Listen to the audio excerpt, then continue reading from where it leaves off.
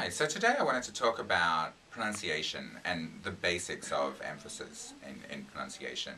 Now, I always think of pronunciation just like our vocabulary system and our grammar system. Our pronunciation system is a way of conveying meaning, and we use it that way. So, one way of thinking about pronunciation is thinking about this pyramid. The bottom layer of the pyramid is thought groups. So we divide sentences into thought groups. For example, you could say, oh, Rick asked, how do you spell easy? There's two thought groups. Rick asked, how do you spell easy?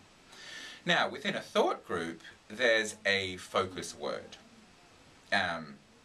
usually a content word, and it's the strongest word, the most stressed in the sentence. So, for example, if I look at how do you spell easy, the focus word is easy. We stress it the most, and it's the most important word. Now, within the focus word, there's also a stressed syllable. Easy. Ease is the stressed syllable. Now, within the stressed syllable, there's a peak vowel. The peak vowel in ease is E.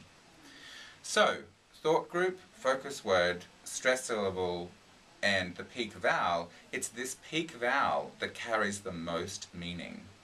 And if students mispronounce that peak vowel, then that, more than anything in terms of pronunciation, can affect their ability to be understood.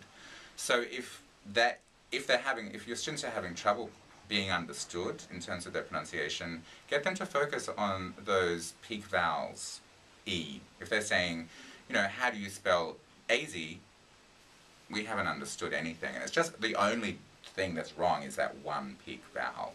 As listeners of English, we listen for that, and we, without thinking, of course, pick up on like, oh, that's got the most meaning, that's the most important thing, that's what we're really focusing attention on. So it can be a helpful thing for your students to really be thinking about that in a way of kind of really focusing them, particularly if they're having problems being understood.